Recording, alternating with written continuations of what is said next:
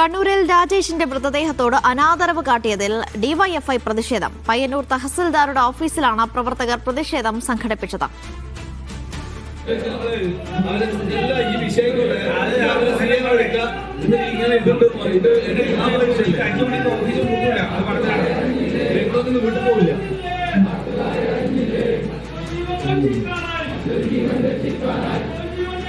മുഹമ്മദ് സൈഫുള്ളയുണ്ട് വിവരങ്ങൾ നൽകാനായി. സൈഫുള്ള, പ്രതിഷേധം ഇപ്പോഴും തുടരുന്നുണ്ടോ?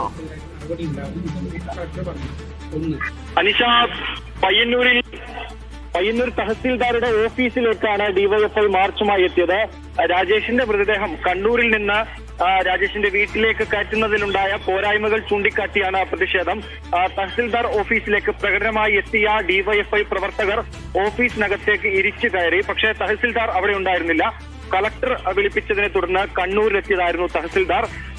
ശേഷം ഡിവൈഎഫ്ഐ പ്രവർത്തകർ ഓഫീസിൽ ഇരുന്ന് മറ്റു ഉദ്യോഗസ്ഥരെ ഉപരോധിച്ചുകൊണ്ട് മുദ്രാവാക്യം വിളിച്ച് പ്രതിഷേധിച്ചു. പയ്യന്നൂർ മുൻ MLA TI മധുസൂദനന്റെ നേതൃത്വത്തിലുള്ള ഡിവൈഎഫ്ഐ പ്രവർത്തകരാണ് അവിടെ എത്തിയത്.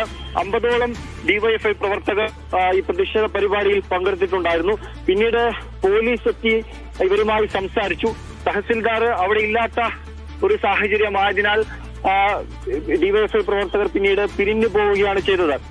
അനീഷ. ശരി.